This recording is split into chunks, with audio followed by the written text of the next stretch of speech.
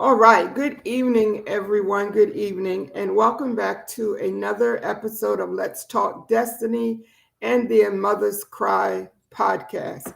I am your host, Jamie Green, and I'm beyond thrilled to have this conversation tonight because it is extremely important in the work that we're doing, and those of us that are just concerned about our communities and those involved in our communities. Tonight, have with me Miss Danielle Thomas. I don't know if it's Ms. or Mrs. I have a habit of just saying Ms. And she is the regional, let me make sure I get this straight because I hate when people get the wrong information. The Child Trafficking Regional Navigator for the Life Crisis Center. And we're going to get into some really heavy conversations tonight, some really heavy topics that are extremely important to our communities. And we invite you to share, like the video, share the video, because anyone that has ever been involved in human trafficking, sexual abuse, mass incarceration, homelessness, any of that, you need to be involved in this conversation tonight because there's so much that we can learn from Ms. Thomas. So first of all, Ms. Danielle, welcome to my humble platform. It is an honor and a privilege to have you here with us tonight. So just tell us a little bit about who you are, what you do, and how you help to impact our communities. Yeah, well, first of all, thank you for having me. I'm honored to be here. My name is Danielle Thomas. I work with Life Crisis Center. My official title is Child Sex Trafficking Regional Navigator. But since the implementation of my role at Life Crisis Center, our scope has expanded to labor trafficking as well. So really, I'm a child trafficking navigator for Life Crisis Center. I serve suspected victims and confirmed victims of all forms of human trafficking throughout the Lower Shore. Mainly, I focus on children and youth. Our program provides support and long-term advocacy and case management and services up to the age of 24, but we do have the capacity to go beyond that. So the regional navigator program at Life Crisis was implemented through the legislation. It's the Child Screening and Safety or Services Act of 2019 that Governor Hogan passed into law, and it puts a regional navigator in every single county throughout the state of Maryland as a way to streamline the services to these victims and be able to have a kind of a little better handle on the data. It's really hard to get data, especially for minors. So being able to provide these services to youth and being able to send that data back to the governor's office and identify that we have a problem in our area with trafficking, specifically child sex trafficking, and being able to advocate for additional services and resources down here on the shore. Absolutely. And I want to say this because Miss Danielle and we met, I met one of her colleagues at an event that was honoring domestic violence victims and survivors that was sponsored by a local organization here called Ocean's Gardens. And I attended that event. And at that event, I went over and had a conversation with a young lady from Life Crisis Center. And she's, tell her about the work that I do through A Mother's Cry. And she said, you absolutely need to speak with Danielle.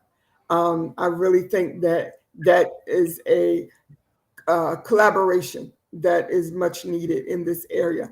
And so I reached out to Ms. Danielle, and without any hesitation, she said, sure, let's see what we can do together. And I'm excited tonight to have you here with me because this is definitely an issue in our communities. And it's something that people don't really like to talk about. I guess it makes them uncomfortable. But in the meantime, it's a reality, right?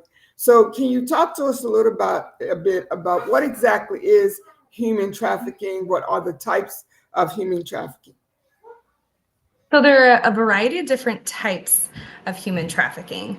But in general, trafficking, you have to prove force, fraud, and coercion for it to be trafficking.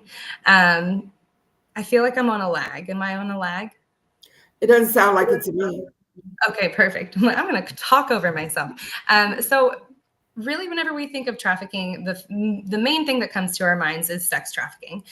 For adult sex trafficking, really that's what we're going to see in like your massage parlors, or what we would think of like sex work or prostitution, as long as there's forced fraud or coercion within that environment, it would be sex trafficking. There's a difference between adult sex trafficking and child sex trafficking simply because of the age of consent. Because federally, under the age of 18, a child cannot consent.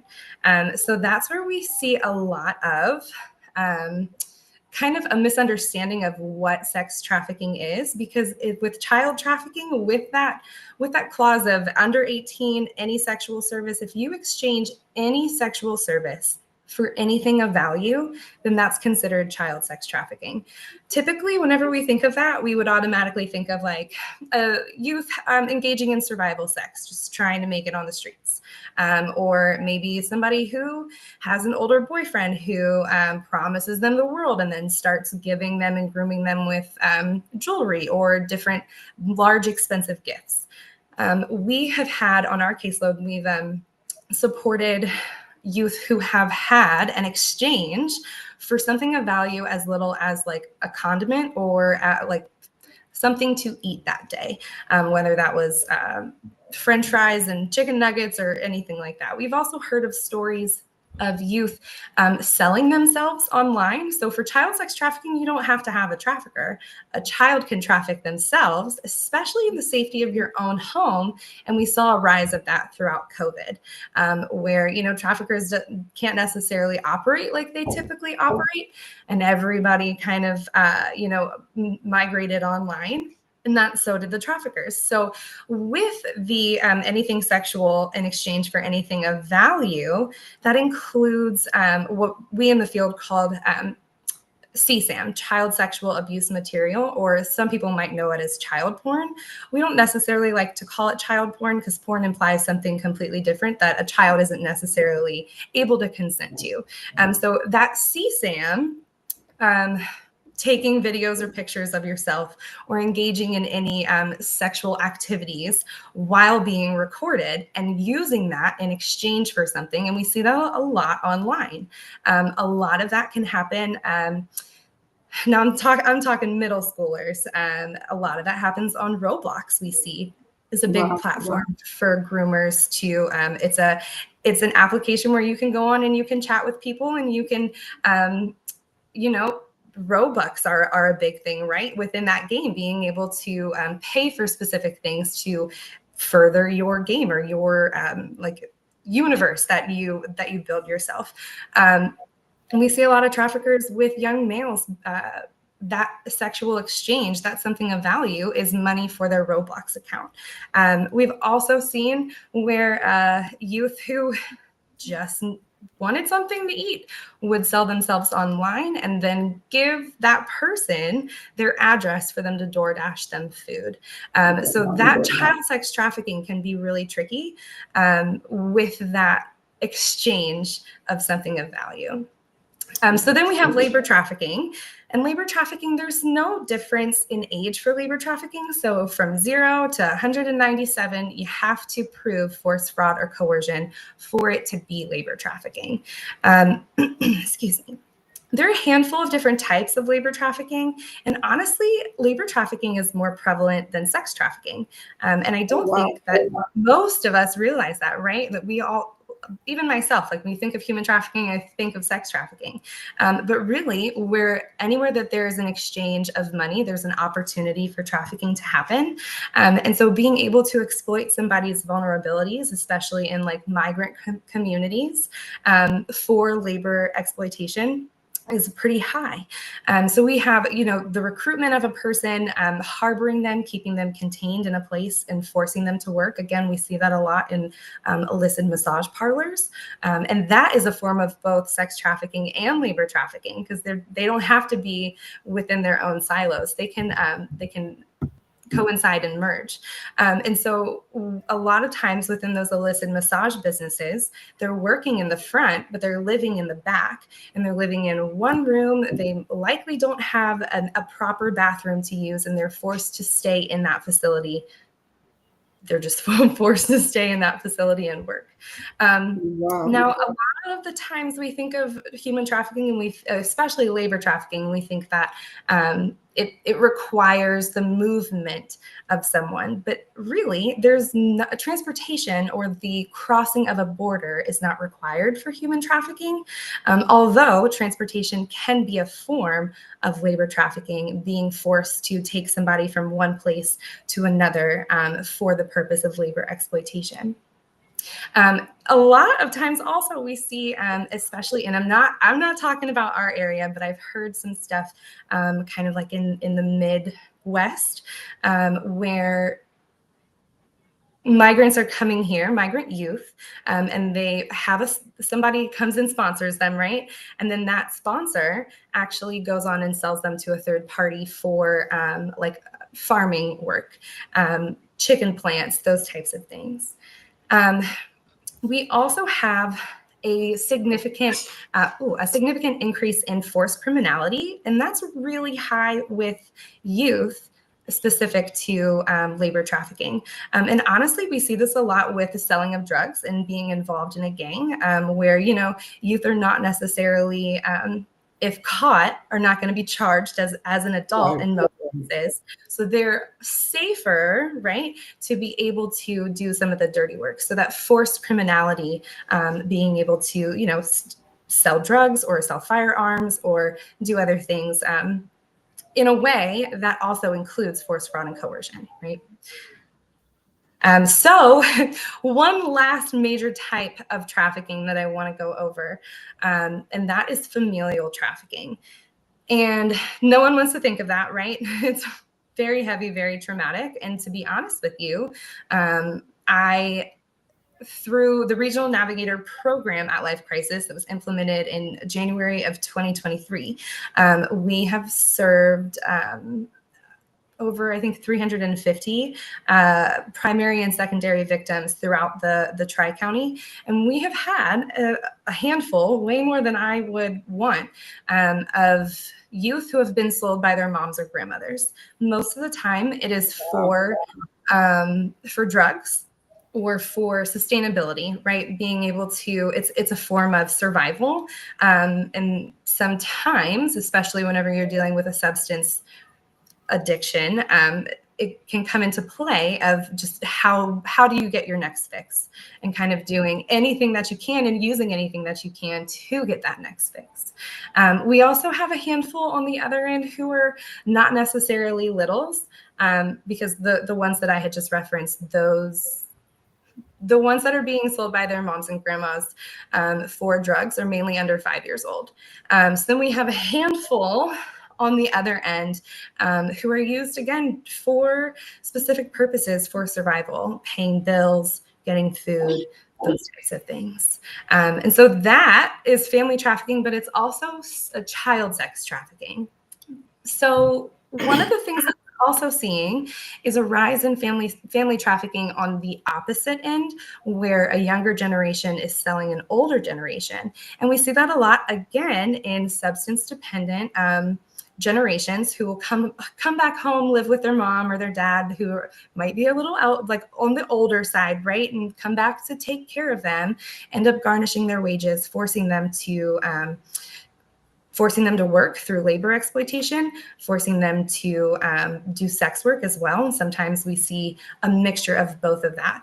So that Maryland has identified that as elder trafficking, and I believe that there is an elder abuse task force that's being developed throughout the state of Maryland right now to kind of address some of those additional challenges with that population. Well, let me just say this. I'm not usually a person that is speechless, right? Like, I have a reputation for, always having something to say.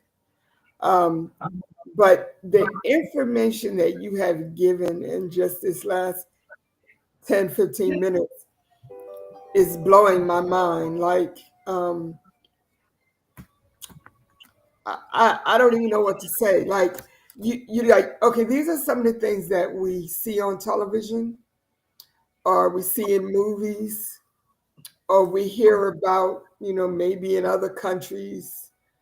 Um, but you just don't think that it's going to happen here or that it is happening here.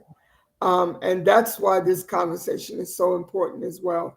And I'd like to remind those who are listening in, if you have any questions or comments for Ms. Danielle, feel free to write them down. I'll make sure that she reads them or that she can respond if we have the time to do so. So, the familial trafficking, I've kind of heard about that because I'm familiar with individuals who have been victims of that, right? But the elder trafficking, because I consider myself in that group, right? Um, where I do have family members that have, to help to take care of me some days, and I do have people that come in to take care of me, what have you, to provide services. That's just painful to me that this is happening. But this is why the light has to be illuminated because we need to be aware of these things so that we cannot just shake our head and say, oh, wow, that's a shame. But we need to find out what can we do to address these things and to change them, right? Um, Pardon me, I'm so sorry. Hold on one second. All right. While I'm actually getting a call from prison, and so I'm trying to whatever. But while I'm addressing this situation on the phone, can you explain to us some warning signs that we should look for to tell whether or not someone is being trafficked? Absolutely. So warning signs, I really across the board with sex trafficking and labor trafficking. Um, Traffickers are looking for vulnerabilities. So I don't know if you're familiar with the ACE study, Adverse Childhood Experiences, but that study is a list of 10 questions that identifies adverse childhood experiences that impact lifelong health complications and other things. And so honestly, I find that list of 10 questions for the ACE study or the ACE quiz to be kind of a blueprint for traffickers to use to identify some vulnerabilities. For sex trafficking, especially child sex trafficking, we're going to look for those unexplained gifts. For instance, I have experience with heard of a student who, they're not necessarily the family didn't necessarily have a whole bunch of money just to do a whole bunch of things with, right? And then one day the kid showed up with an Apple Watch, and it's like, well, where did you get that? And they wouldn't say, but those types of like, that doesn't really add up. That doesn't make sense. A student who might come to school one day completely engaged, getting straight A's, and then the next day completely different, or vice versa. A lot of older boyfriends or older partners, again, providing those gifts, or maybe providing like a way out of tumultuous, a home life that may not be the best, right? Maybe a vulnerable youth is running from a home life that they think could be better somewhere else, and that older partner promises those things. With labor trafficking, we're going to look for those documents that are withheld. A lot of times when migrants come over here, immigrants come over to America with the intent, with being exploited through labor, their documents are withheld from them. And That's where we see a lot of debt bondage, where it's you have to work to pay off the debt, so then I'll give you your documents back. But the debt keeps increasing, and their wages are like $1 an hour, so it's never feasibly possible to actually pay off your debt. And then that population is already vulnerable. They're already here. They think that they're a target. They may not know their rights as far as what they are eligible for. And then they're told that, police are dangerous and you're going to get deported, X, Y, and Z. And it's very difficult for them to come forward with that. In different environments, a red flag is going to be not being able to talk for yourself. So maybe you go to the emergency room or you go to the doctor and you have somebody with you that speaks for you the entire time. That is a big red flag, or whether that's at the doctor's office or anywhere else. And then again, the runaway and homeless youth population is really at risk just because of that exchange, right? So if they choose to use themselves as a commodity just for simply their survival, then they would be engaging in that. So we find that to be a pretty high risk factor as well. The other thing, and I'm going to go back to the CSAM stuff. At some point, right, we can have the conversation of how society has normalized over sexualization of our youth, right? That's a whole other subset of a conversation. Right. With that comes the culture that they feel from that like, no, this is socially acceptable for me to take videos and pictures of myself doing whatever, and it's me. I make the choices, even though you're 13 or 14 years old. So with CSAM, again, I don't want to say most, but I would say a solid percentage of our youth today, middle school and high school, has at one point in the past or currently is sending some form of nudes or CSAM to anyone. Could be somebody their same age, could be somebody who is 20 or 30 years older than them. I believe that number is really high.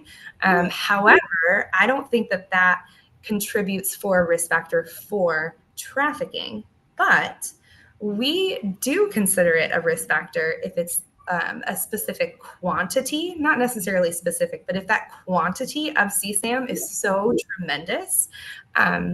We've worked with youth before who have had thousands and thousands and thousands and thousands of original images and videos stored on their phones. We've also worked with youth who have actually a handful of youth who have put together a price list for themselves, and they advertise that price list online, and people buy, people purchase. So those types of CSAM engagement, I would say, are also a very big risk factor for trafficking. Wow. Well, it's interesting because I have this obsession. My family teases me. I'm always watching true crime shows. Like, my son is like, you're either watching the ID channel or you're watching My 600-Pound Life, where people are killing themselves with food. But it's like you have this obsession with somebody killing somebody. And so I watch a lot of videos. I watch a lot of movies, true crime stories about exactly what you're talking about, where we want to say, well, I don't want to be, invade my child's privacy. I want them to have some freedom.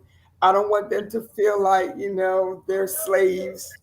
And so you have no clue what your child is doing on the internet. You have no clue what they're sending out there or what they're receiving until it's sometimes too late. What are some things when you have conversations with parents or guardians who are concerned about this specific thing, about what is too much? How do I kind of draw the line? What boundaries? How do I know how to set boundaries for my 13-year-old daughter, who's wears more makeup than I do, less clothing than I do, and always taking pictures of herself to upload on social media. What are some of the things that we can do to protect our children? Yeah, great question. So the first thing I would say is education is going to be key, and age appropriate education, right? Because you don't want to set a boundary without the youth understanding exactly what the boundary is for. Because boundaries Right. are to keep us safe. So maybe sharing with them a little bit of like the dangers and making sure that they're protected, that the family is protected as well. Yes. Another thing is. I what would be the purpose of a youth who needs to have access to the internet alone in their room with the door closed at night? Because if you're in the room for bedtime, right, and like you need to go to bed, a lot of those images and videos are taken at night Yes. when you're alone in your room. Right. So boundaries on screen time, even if they're 17 years old. Now, granted, I do not have a 17-year-old, and I remember when I was 17, and I know that that probably would not go over super well. But again, that all goes back to the education and being able to have that trust and the open Yeah. communication of like, hey, if something is weird, or if you get a weird message, or if you just feel strange, that something is not right, being able to have a safe adult to go to. Maybe that's not your mom or dad. Maybe that's somebody else, an aunt, a grandmother, a teacher, um, an older sister, anybody. Yeah. Having somebody to tell if something, maybe just doesn't sit right. There are a handful of different apps and different like programs that can assist parents and guardians in kind of keeping phones on the safer end. I know Apple. I haven't used it because my kids are on the younger end, so Yeah. I think we have not gotten to this to this point yet. But the Bark app, and that can help kind of have some parameters within the phone. I think it's a Bark phone. But then Apple has a lot of settings that are very helpful and useful for parents being able to see what their kids are doing. But no matter what, I always encourage parents or guardians, look through the phone. If it's your phone and you're paying for it, Yes. then you can know what's on it. And I believe if you, I believe that law enforcement can also assist in, if there is an overwhelming quantity of CSAM that you find and you want to pursue something. Maybe that's not necessarily right to like get your kid in trouble, but Yeah.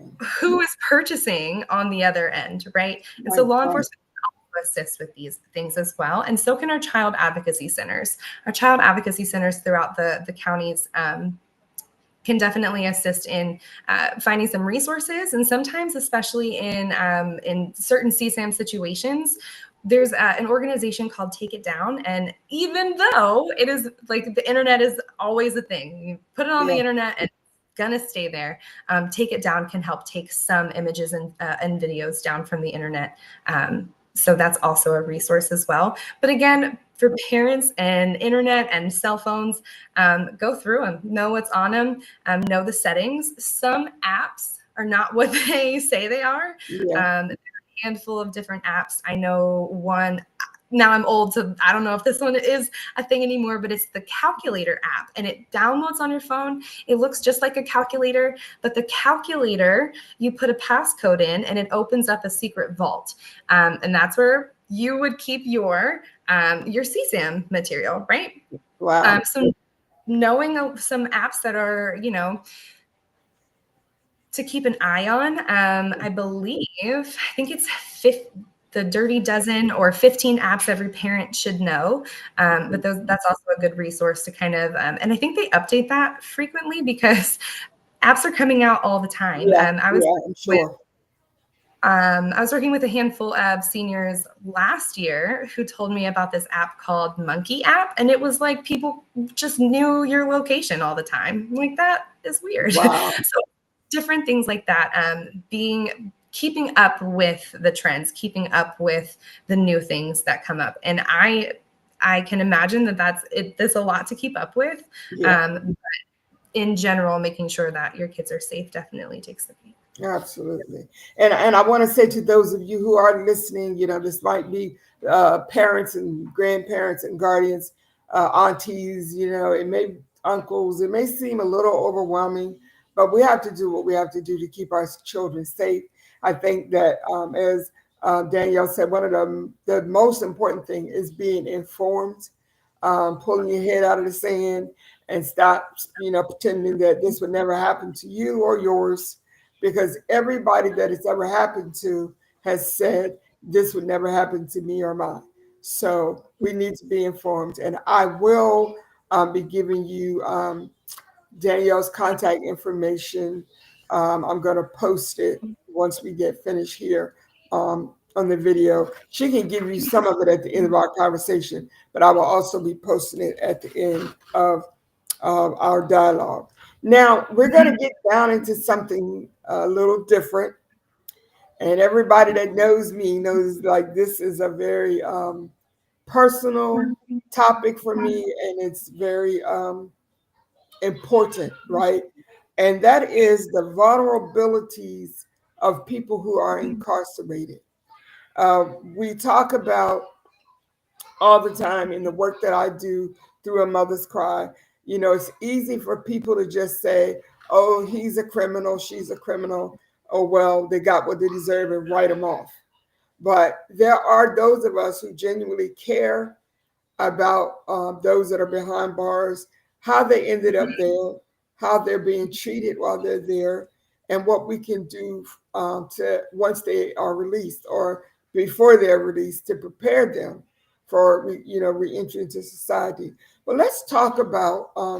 I was watching this. I think Amber Green from the Phoenix Youth Project had invited me to watch this video about teenage homelessness, right? And that alone just like broke me. I cried several times. But one thing that stuck out to me was the amount of crime that was committed by these young people in order to just survive, right? Everybody doesn't just wake up in the morning and say, oh, let me become a criminal today. Let me go see what I can do to break the law. There are people that are genuinely in survival mode, and they do things to survive.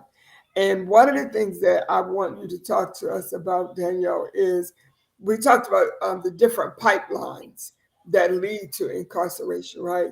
And one of them is sexual abuse, whether it's childhood or teenagers or whatever, but that could also lead to prison to incarceration. Can you talk to us a little bit about that, please?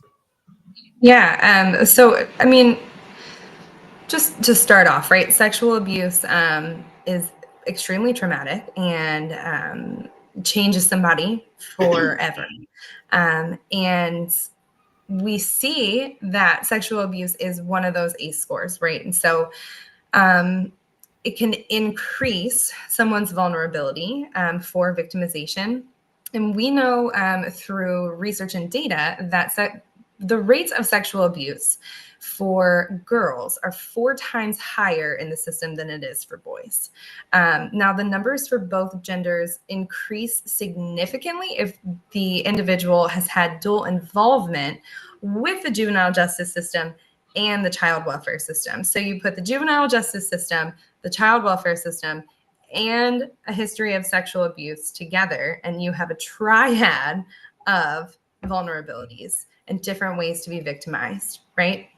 And that just creates a pipeline straight into the prison system. And with that also, right? So we're talking about all these other victimizations and all these traumas and all these challenges. Now we see let's be real, sometimes, most of the time, we self-medicate with that. Right. And then that creates a whole other challenge of addiction. Right, So now right. you have females who are incarcerated who have a history of sexual abuse, have been in the system forever, addicted to substances, and you know who can find them? We can. We can go onto the public website, right? And we can find out who's in for what and when they're coming out. And then we can write them letters, or I can deposit into their commissary. And Okay. then the grooming starts, right? And Yeah. so it just continues that cycle. Then we get to, I feel like I'm jumping ahead, but those Just females share whatever you feel like you want to share. That's fine with me. those females who are receiving those letters, right? Who, might be promised something from somebody on the outside. Let's deposit money into their commissary. Then they help arrange for their release, right? And then they help them come out like, I have a place for you to stay, no worries, help you reintegrate, all the things. And then now they're in another vulnerable, exploitative situation where Yes. somebody is using substances to exploit them for sexual purposes. And all because not all because, but all because of the prison system, right? It creates a way where vulnerable people are able to be found. Absolutely. Absolutely. And and it's so true because down through the years I've talked with my son, I've talked to other individuals who have been incarcerated about, even you come in, somebody comes in and visits someone, right? And they bring somebody with them. And then somebody else who's incarcerated, the person will say, "Oh, that's a nice lady for you right there. I'm gonna hook the two of you up. You'll have somebody to talk to, somebody you can call because a lot of them are extremely lonely, locked down in cells for hours and hours and hours. They don't have family. Everybody doesn't have family members that could give a ham sandwich about what happened to them once they were taken away in handcuffs. So some of them haven't seen their family members or talked to their family members in years. So here comes this person saying, "Oh yeah, well you all make a nice couple. He's a nice guy." Da da da da da. And so, like you say, then they start the writing. Then they start sending money. Then they, "I love you. I've been waiting for you all my life. If I had known you, I probably wouldn't have made some of these decisions." Blah blah blah. And then, like you say, "Well, don't worry about it. When you come home, you can stay with me until you get on your feet." And then it's like the cycle just keeps, and it all boils down to how did we even meet? We met behind the prison wall. We met in the waiting room. We met because my cellmate knew somebody and they gave him my address and we started writing. So prison can be an extremely dangerous place for vulnerable people. And I really wanted, I'm glad that you mentioned that because I really wanted us to talk about that tonight, because, it just gives me the creeps that people um, just think of everybody that's in prison is trash and garbage and they're useless and they're worthless. Everybody behind that wall is somebody's son or daughter, father, mother, whatever. And there are people behind those walls that do have people that genuinely care about them. And so this information that you're sharing with us tonight is very important because those of us that do have children behind the wall, we can share this information. Though they could probably tell us more about it than we can tell them, but at least we can let them know that we're aware of what's going on, and especially with juveniles, right? Because they're already vulnerable emotionally, physically, and spiritually, and it doesn't take much for somebody to take advantage of them. Yeah. So we talked about the vulnerabilities of people who are incarcerated with regard to the sexual abuse. Now, I wanted to also talk about you and I. You mentioned the school to prison pipeline. There was recently an article that I talked about where I read it on the AP um, syndication thing that said that Wycomico County had the highest number of using I forget the exact terminology, but like when a kid is acting up in class, they'll call the police, emergency something or other, psychiatric thing, where they'll take them to the hospital to have them evaluated. Youngest ones being like 4 and 5 years old. Um, and this particular um, article was like written, I read it out of someplace in New York, and it was talking about Wycomico County. I'm like, that's a terrible way to be known.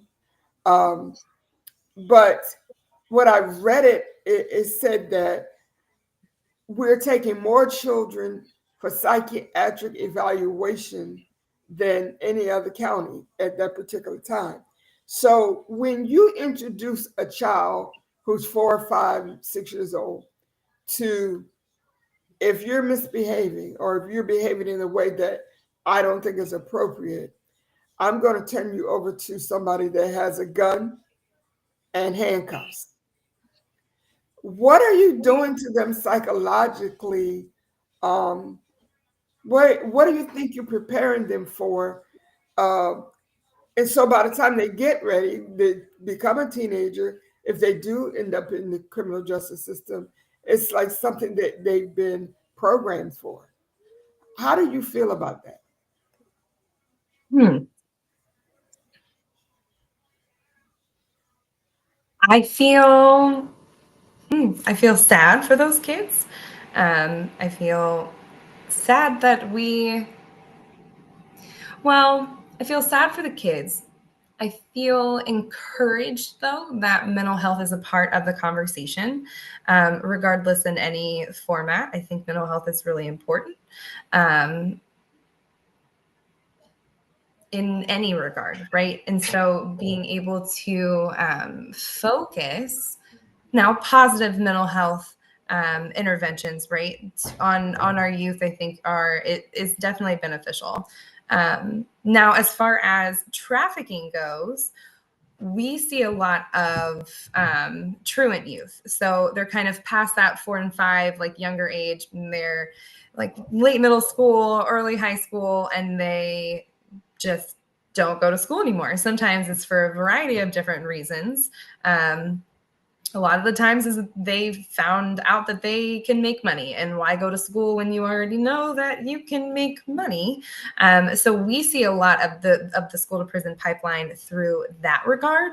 And I'm sure if they've had negative experiences with law enforcement or school faculty, that also definitely plays a part in that as well.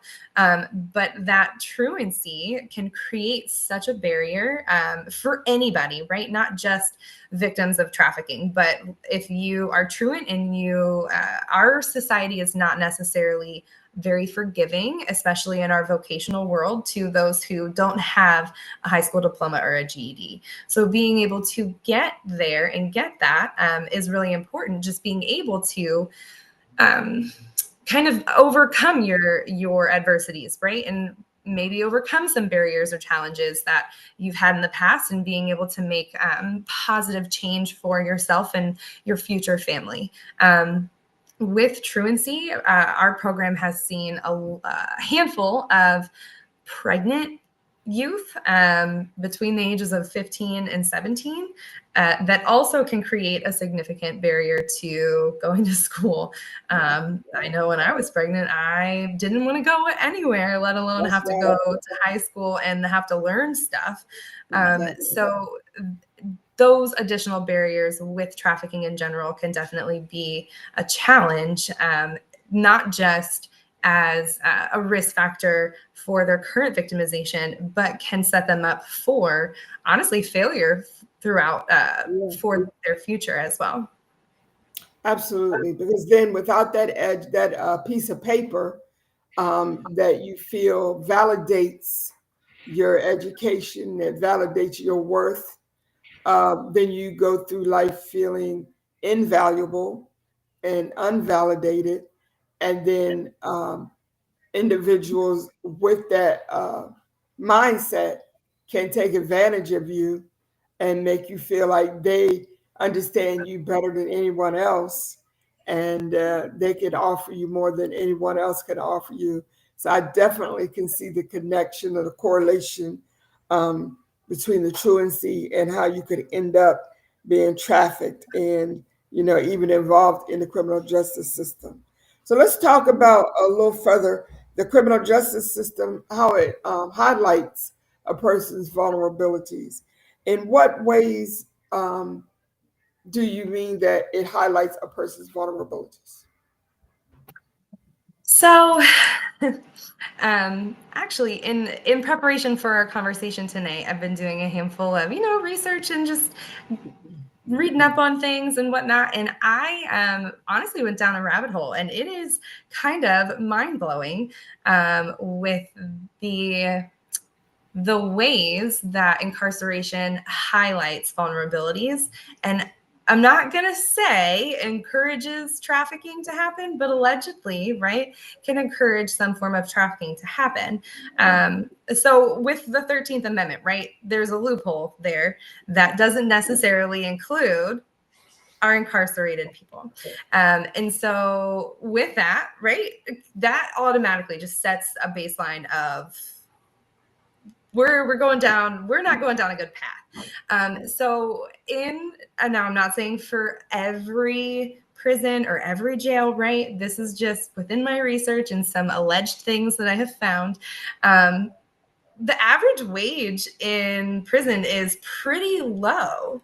And then you also have to pay for things like room and board, which what in the world? So then you have to pay.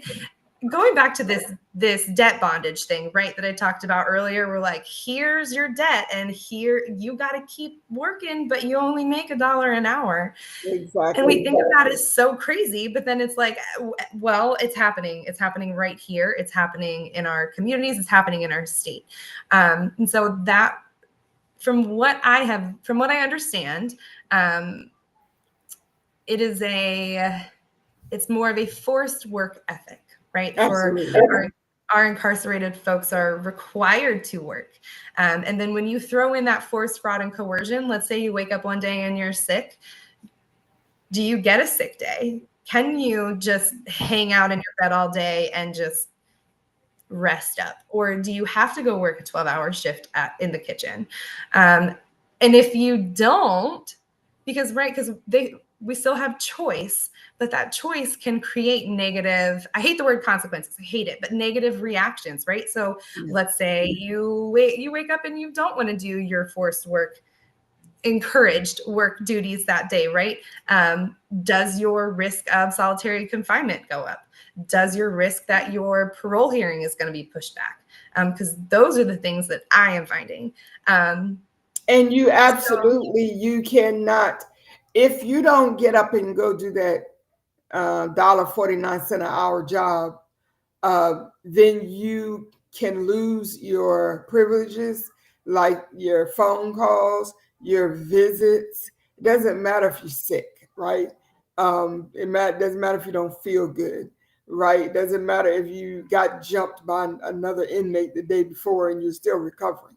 If you don't get up and go when you're told to go, there are reactions to that. there's a inmate, and I'm gonna make this short because I don't want to keep you on here all night. But there is an inmate who is known as he's labeled as a political prisoner because he was incarcerated for political reasons. Um, anyway, he was supposed to get up and go a few years ago now, maybe about 3 or 4 years ago, but he's been locked up for like 40 years. But he was supposed to get up and go do this, menial job with his menial money. And he didn't wake up when they called him. And they said they called him multiple times. He did not get up. When they go in this cell, of course, they're hitting him and kicking him and, whatever to try to get him to get up. The man is in a diabetic coma, right? So they end up having to take him to the hospital and yada, yada, yada. Do you know that when he came back from the hospital, he still was punished for not getting up? And he lost, like, I think 2 weeks of visits. And he's one of these, he's really well known around the world. So he's does broadcast and everything from the prison. But because he did not get up, he was not allowed to even do his broadcast. To me, it's all about manipulation and control, which is the same thing that we see with those um, who are operating human trafficking. um, it's about control. It's about manipulation. It's about, I'm in control. You're going to do what I say do, or you're not going to get what it is that you need.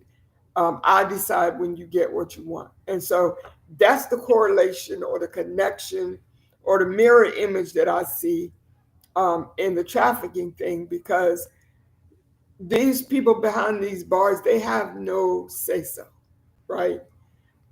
Even with their commissary, you can only get commissary when they say you can get commissary.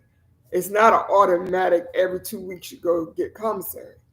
If they feel like you've committed some infraction, whatever it may be, then you don't get commissary. So there are people in prison who don't get food from the commissary or any other items for weeks and weeks, sometimes months. Um, to me, that's nothing but manipulation and control. So I don't mean to go off on a tangent, but there's some other things that you listed that are ways that people are vulnerable in the criminal justice system or in the prisons. Let's discuss drug sales and helpers who prey on victims. Talk to us a little bit about that. Yeah, so there's actually a handful of documentaries and videos that you can find online about this. One is called Trapped, I think, where bondsmen, right? Again, we're finding inmates online, and they are targeting those who have maybe sex work on their record, right? And so these bondsmen will offer, bailing you out, and then again use that as a form of force, fraud, and coercion, right? I did this for you, you did this for me.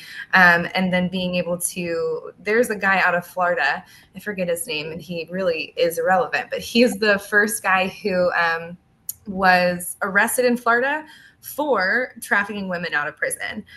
So that whole story is fascinating of how he did it, because he found them from the website, started messaging them, sending them letters, made relationships, promised them all these things. And again, we're capitalizing on somebody's vulnerabilities. And so even what you are, even your past traumas, right, that we label as like this person was a sex worker, this person Yeah, is in because they are selling drugs, and even those labels, that alone is a vulnerability, yeah, for yeah, anybody to use for exploitation or victimization. absolutely, absolutely. Wow. Okay, so we're coming to the close of this because I could talk about this for hours and hours. Um, it really, yeah, it's very special to me, um, and brings tears to my eyes, but it also strikes a fire in my soul that makes me want to keep working even harder. And I want to connect with you, even on a different level, to find out what I can do uh, to be involved in the work that you're doing as well. I don't want it to just end with this conversation tonight. Um, wow. So we know it's forced labor in the incarceration thing. It's like you don't have a choice. I call it legalized slavery. And when you talk about the 13th Amendment, I automatically get acid reflux because that is just like a whole joke within itself. Um, and it gave the legalization for mass incarceration and another whole nother form of slavery. Absolutely. Yeah. Uh, I absolutely. Yeah, it um again, I'm not here to say that all prisons are yeah, a form of trafficking. However, whenever we look at it through a lens of trafficking, through that forced fraud and coercion, I think it's really difficult to not ask ourselves that question. yeah. I actually, if you don't mind, I would love to end with a quote. Um, this is from Mary Nickel from a report that she did in 2024. It says, quote, "We do have to ask ourselves why the exact same way of treating a person is legal if they are incarcerated and otherwise reprehensible if not." And I just truly encourage everybody to kind of frame it through that lens, right? And see our incarcerated friends and family as something different than maybe what society sees. Absolutely. I love that. And it's one of the things that A Mother's Cry is trying to do is to remind people of the humanity involved with this mass incarceration crisis. Our Attorney General, Anthony Brown, the state of Maryland, and the Maryland Public Defender, Natasha Dartique, had a press conference last year, and they said that mass incarceration in the state of Maryland is a crisis. Um, and so then my question always comes to then what are we doing about it? Because what I'm seeing is we're still locking up more and more people every day. So we've got to change some things, right? I'm not saying that, people commit crimes that go out and murder people and rape little kids and all that. I'm not saying they should not be punished. I'm just saying that we need to look at the ways in which we're just punishing everybody that does something that we consider uh, a criminal act, right? And and then what are we doing to rehabilitate people? Are we just throwing them in these cages and just forgetting about them? Are we really, because it was supposed to be um, about rehabilitation? I remember asking a warden one time, did he feel like the correction um, system was about rehabilitation or punishment? And he looked me right in my face and he said, "Oh, absolutely punishment. I don't care about anybody being rehabilitated." And I said to him, "Well, that's why your recidivism list uh, is so high. That's why the numbers are so high."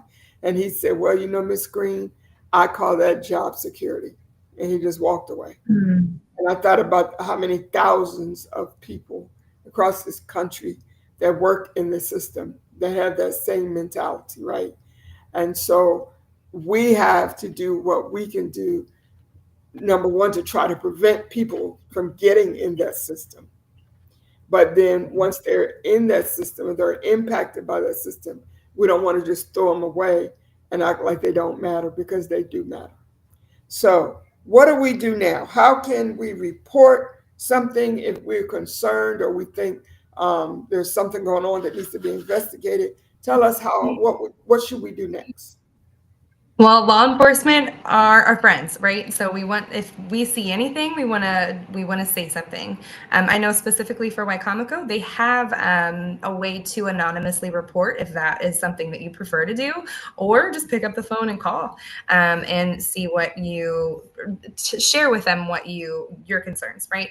Then we also have a national human trafficking hotline number, and that you can kind of be directed to services within your area through that hotline number, and that number is 888 3737 888. But then we also locally, of course, we have Life Crisis Center. So again, we are the local rape crisis center, so we cover domestic violence and partner violence, child abuse, human trafficking. We also house the 988 hotline, the 211 hotline as well, a handful of other things. We have so many departments. Sometimes it's hard if I just go through a list. It's hard for me to get through all of them.